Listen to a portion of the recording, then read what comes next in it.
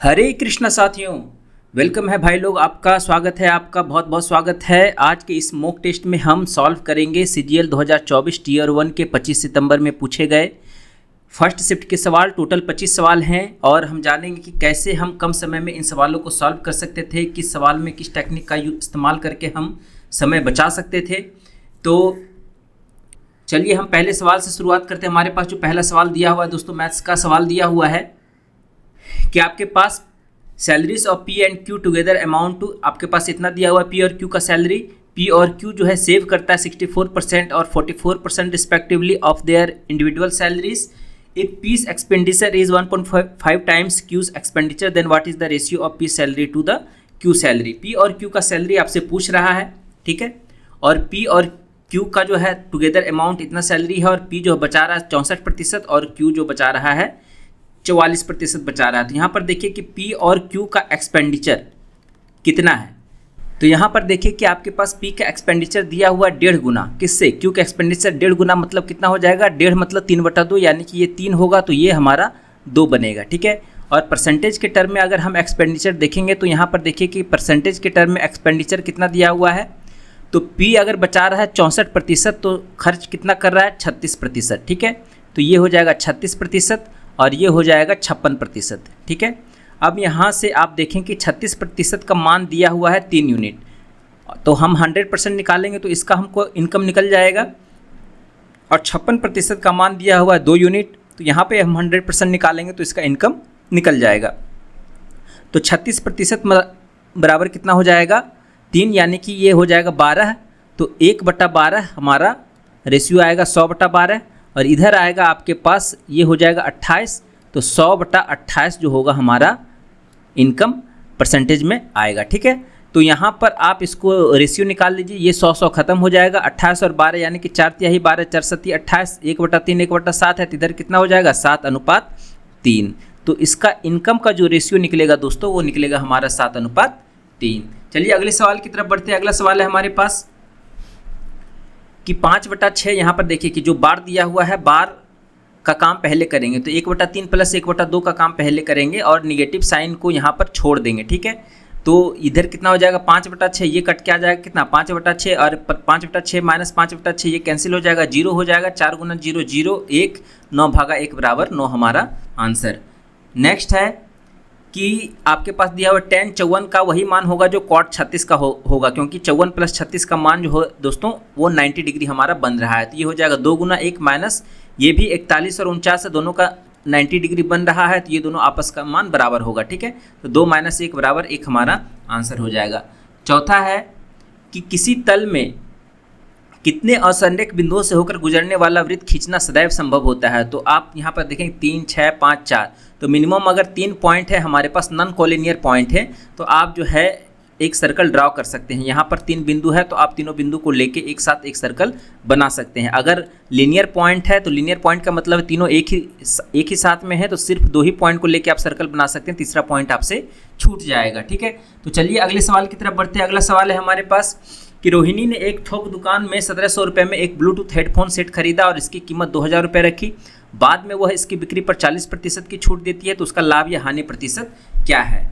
तो 1700 इधर रखा है आपका, और 2000 रखने के बाद 40% की छूट देने का मतलब 60% में बेचा गया। ये हो जाएगा हमारे पास कितना? 1200। तो हानि कितना हो गया? 1700 में खरीदी थी, 1200 में बेच रही है, तो 500 रुपये की हानि कितने पे? 17 पे, ठीक है। और गुना 100, 500/17 मतलब कितना आ जाएगा? हानि कितना आ जाएगा? तो 17 दूनी 34 और 16 हो जाएगा, 17×9 से, है ना, 29 दशमलव समथिंग लॉस में आएगा, ठीक है। तो यहाँ पर 29 दशमलव समथिंग लॉस वाला हमारा आंसर हो जाएगा। नेक्स्ट है कि प्रथम 48 प्राकृतिक संख्याओं के वर्गों का औसत क्या होगा। तो आप जानते हैं कि वर्गों के औसत का जो फॉर्मूला होता है वो कितना होता है? n+1 × 2n+1 / 6, ठीक है। तो यहाँ पर देख लीजिए कि n कितना 48 है, तो ये कितना हो जाएगा? 49, और गुना 48 × 2 96 और 1 97/6 हो जाएगा, ठीक है। तो आप अगर इसको गुना करेंगे तो आपके पास जो है आंसर आ जाएगा। तो 49 × 97 कर लीजिए जल्दी से, तो कितना हो जाएगा? 9 सती 63, 7 चौका 28 और 81 कितना हो जाएगा 81 और 19 हो गया 100 और 9 109 6 115 और 9 चौका 36 और 11 47। ठीक है, तो 47 53 हो जाएगा हमारे पास। अब बटा 6 करेंगे तो 6 सती 42 और 5 6 54 6 दूनी 12 792 दशमलव समथिंग आएगा, वही हमारा आंसर होगा। नेक्स्ट है कि एक इनलेट पाइप एक जल भंडारण टैंक को 11 घंटे में भर सकता है और एक आउटलेट पाइप पूरी तरह से भरे टैंक को 15 घंटे में खाली कर सकता है। यदि दोनों पाइप एक साथ खोले जाते हैं तो खाली टैंक को भरने में लगने वाला समय कितना है। तो एक जो है 11 घंटे में भर रहा है और दूसरा जो है आउटलेट पाइप, इसमें हम निगेटिव साइन से डिनोट कर सकते हैं, 15 घंटे में खाली कर रहा है। इफिशियंसी कितना हो जाएगा दोनों का, अगर ये 11 गुना 15 है तो ये टोटल वर्क हो जाएगा, इफिशियंसी इसका 15 और इसका हो जाएगा -11। ठीक है, और एक साथ खोला जाएगा तो एक साथ में ये 4 काम करेगा। तो खाली टैंक को भरने में लगने वाला समय टोटल काम कितना है हमारे पास 165। तो 4 में कितना गुना करेंगे कि 165 के नज़दीक जाए, तो आप कहेंगे कि 41 से गुना करेंगे तो ये हो जाएगा 4 और 4 चौक 16 164 हो जाएगा। ठीक है, तो 41 से गुना करेंगे तो इधर भी हमारा ये 1 घंटे का वर्क है तो 41 घंटा इधर लग गया।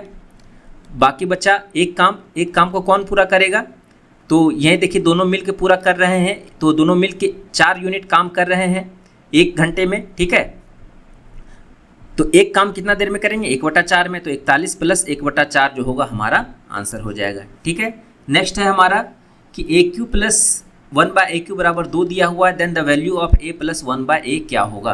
तो ये दोस्तों पॉसिबल तभी है जब आप A = 1 रखेंगे, तो यहाँ पर A = 1 रखेंगे तो ये हमारा 2 आएगा। ठीक है, A > 0 है तो A = 1 के लिए ये इक्वेशन सही हो रहा है, तो यहाँ भी हम A = 1 रखेंगे।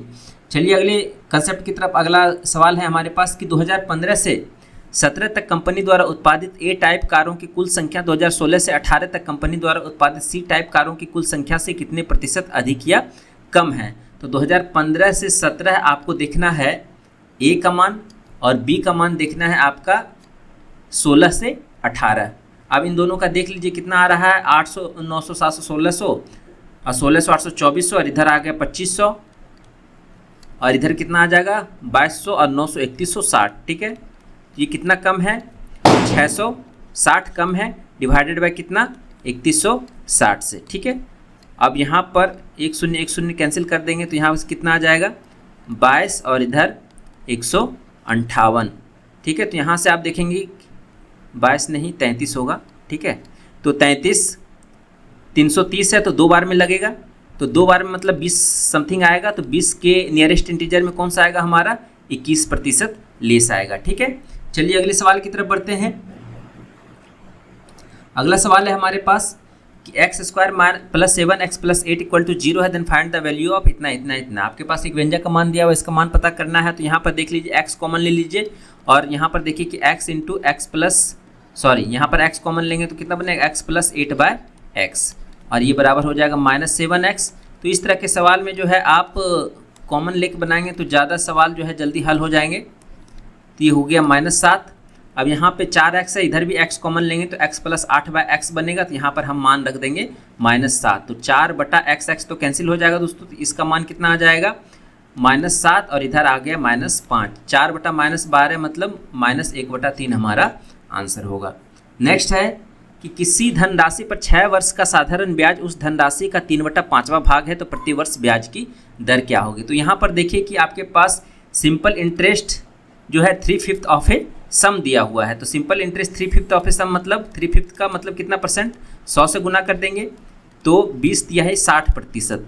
ठीक है, तो 60% 6 साल में इंटरेस्ट जमा हुआ है, तो आपको निकालना कितना है ना 1 साल का निकालना है। तो इसको उल्टा करिए है ना, इसको ऐसे लिखिए कि 6 साल का 60% है, 6 साल का 60% तो 1 साल का कितना हो जाएगा तो 10%। तो 10% जो होगा हमारा आंसर होगा।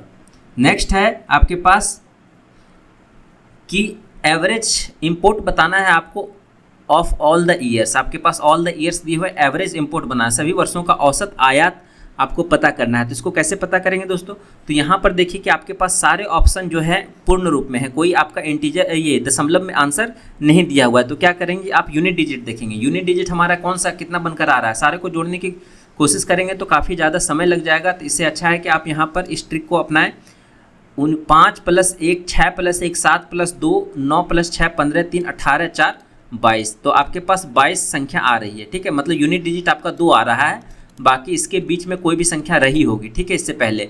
डिवाइडेड बाय टोटल कितना है 1 2 3 4 5 6 7, यानी कि 7 से डिवाइड करना है, ठीक है।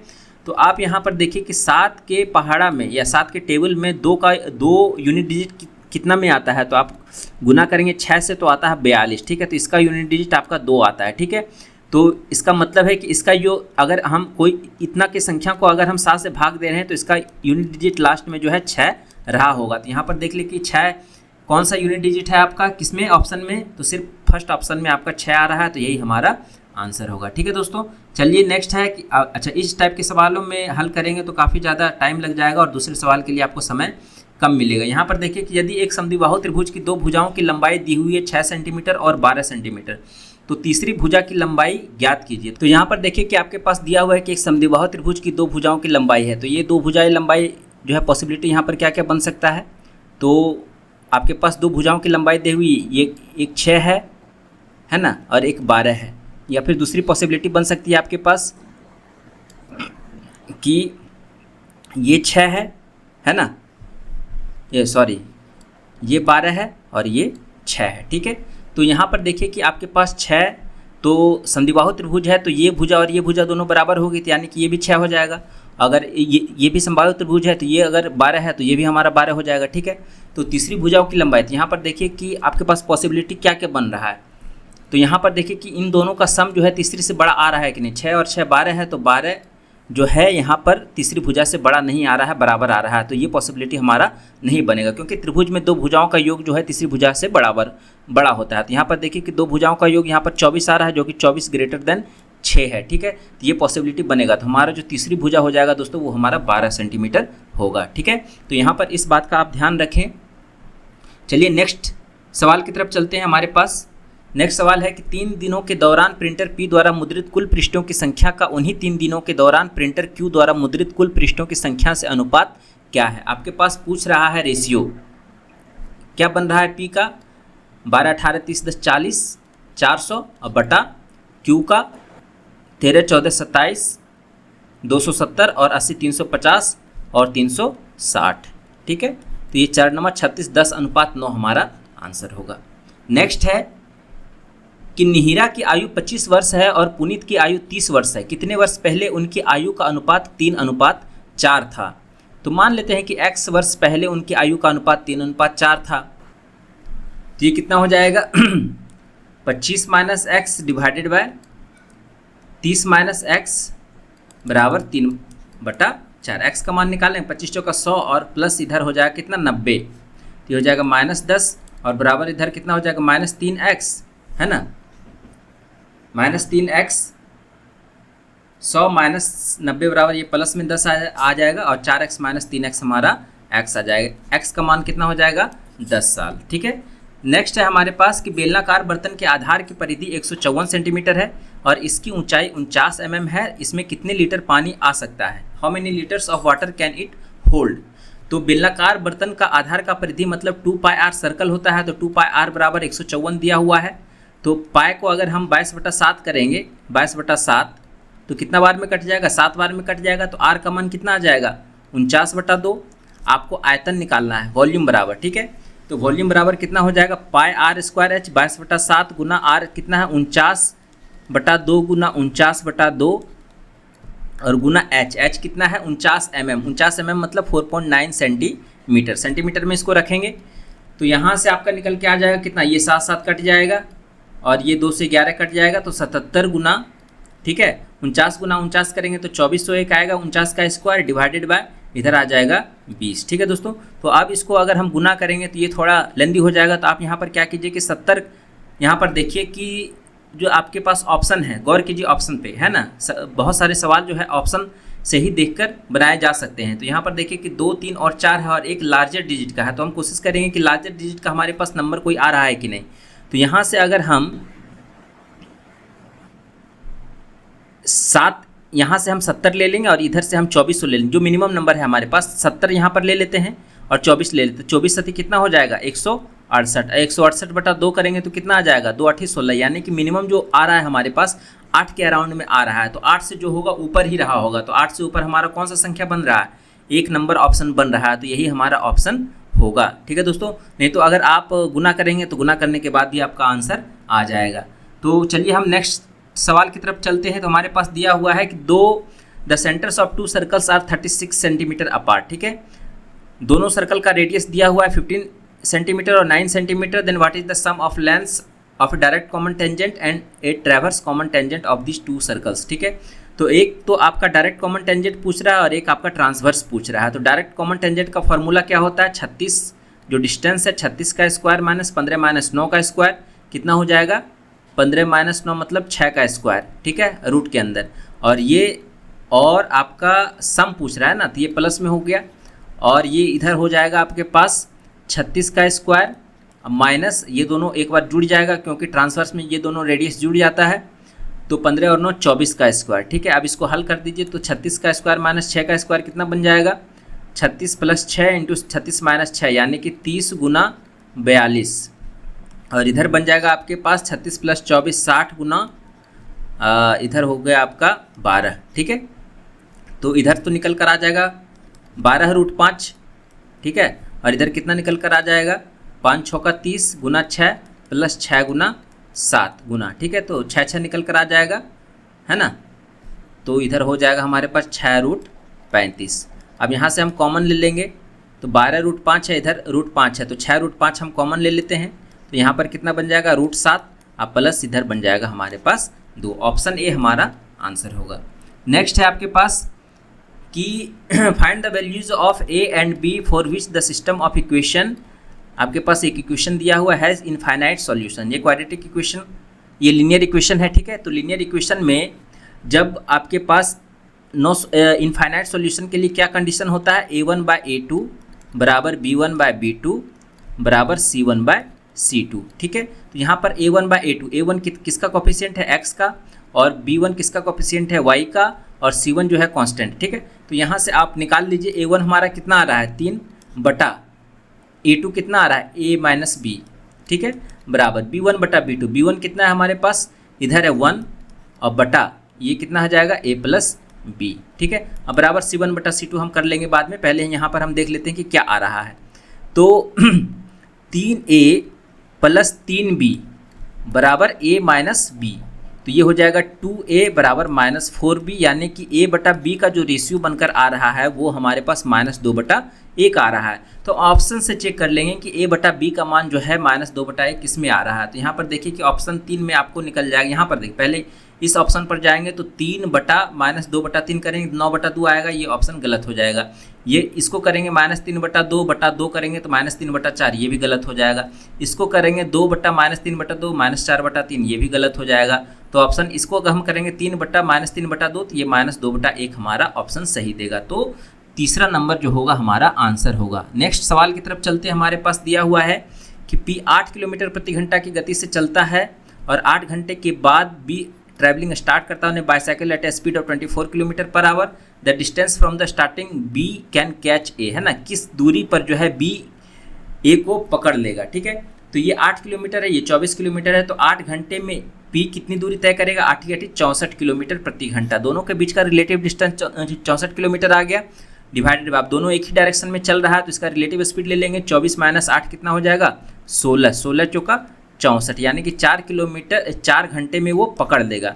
आप कहाँ से देखिएगा तो B जब स्टार्ट किया 8 घंटे के बाद, ठीक है, तो 24 किलोमीटर प्रति घंटा की गति से चलना शुरू किया था। 24 × 4 हमारा कितना हो जाएगा 96 किलोमीटर पर B A को कैच कर लेगा। ठीक है, नेक्स्ट है आपके पास कि रमेश ने 130 पुस्तकें 200 प्रति पुस्तक की दर से खरीदी और उनमें से आधी पुस्तकें 300, 5वां भाग 350 और शेष जो है क्रय मूल्य पर बेची, तो उसका लाभ प्रतिशत और हानि आप यहाँ पर निकाल लीजिए। ठीक है, तो यहाँ पर देखिए कि आपके पास 130 पुस्तकें हैं और 200 हैं। ठीक है, 200 रुपये का रेट है।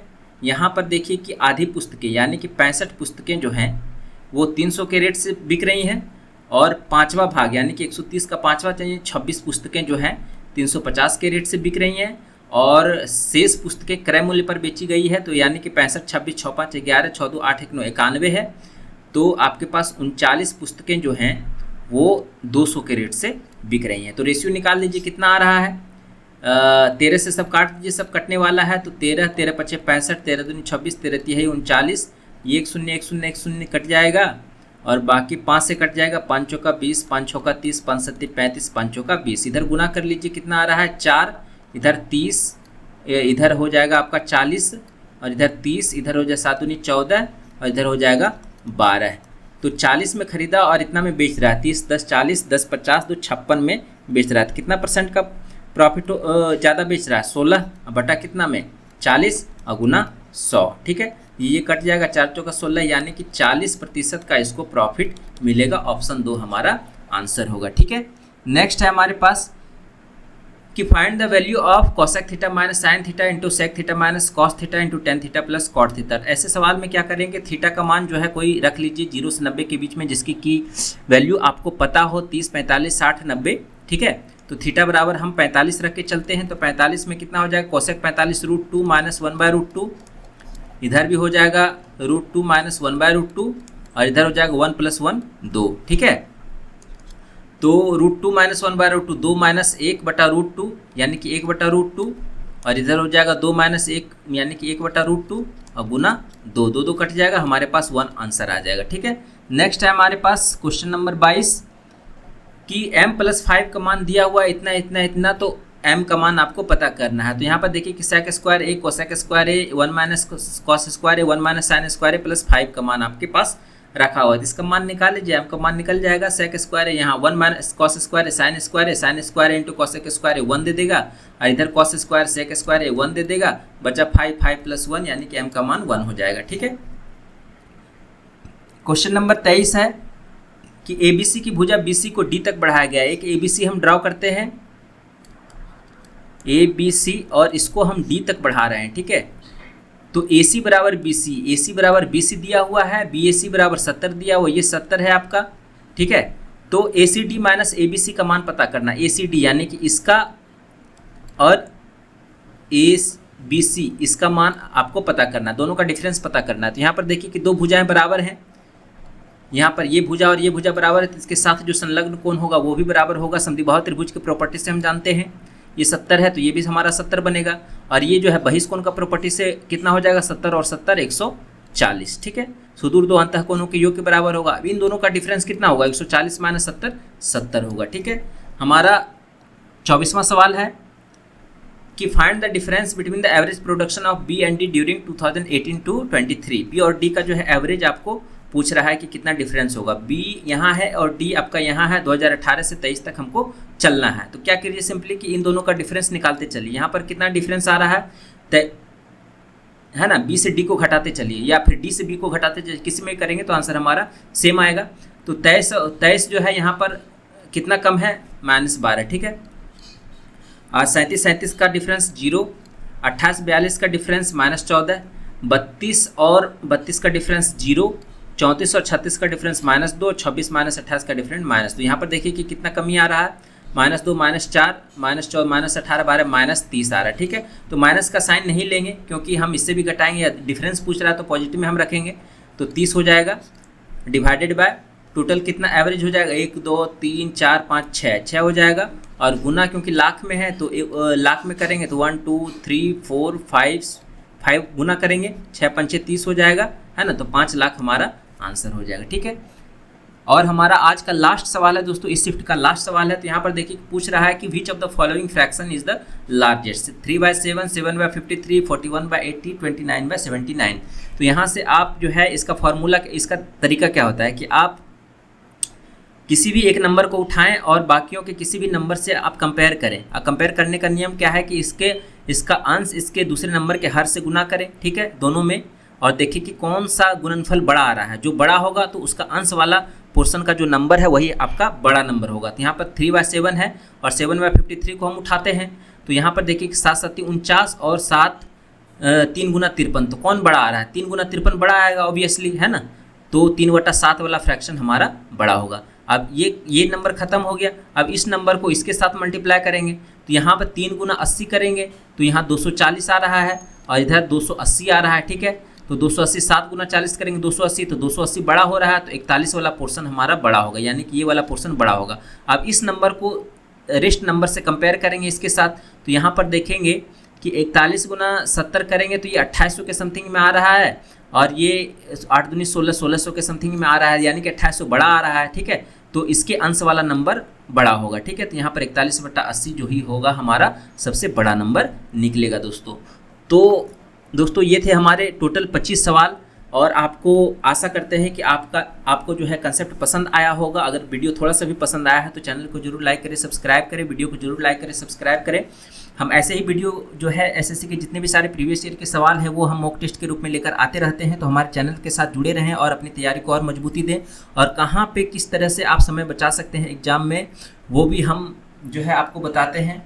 तो जो मेंस की तैयारी में लगे हुए हैं, सीजीएल मेंस की तैयारी में लगे हुए हैं, प्रैक्टिस में लगे हुए हैं, तो प्रीवियस ईयर के सेट जरूर लगाएं। और स्पेशली जो है अभी जितने भी सारे शिफ्ट के सवाल हैं वो रिसेंटली जो कंडक्ट हुए हैं सीजीएल के, वो सारे शिफ्ट के सवाल जरूर लगा कर जाएं, क्योंकि पैटर्न जो है उसी तरीके से पूछा जा सकता है। तो ध्यान में रखें और सेट लगाते रहें। और ये सारे सवाल जो है, ये सारे सवाल जो हमारे यूट्यूब के कम्युनिटी पोस्ट में भी अपलोड किए जाते हैं, वहाँ भी आप प्रैक्टिस कर सकते हैं। और इस वीडियो की PDF जो है हमारे टेलीग्राम चैनल एडुकेसेटर पर भी उपलब्ध हो जाती है, और जिसके कि लिंक कमेंट बॉक्स में आपको दे दिए जाते हैं, वहाँ से भी आप PDF डाउनलोड कर सकते हैं। तो चलिए मिलते हैं फिर नए मॉक टेस्ट में नए कंसेप्ट के साथ। तब तक के लिए धन्यवाद, नमस्कार।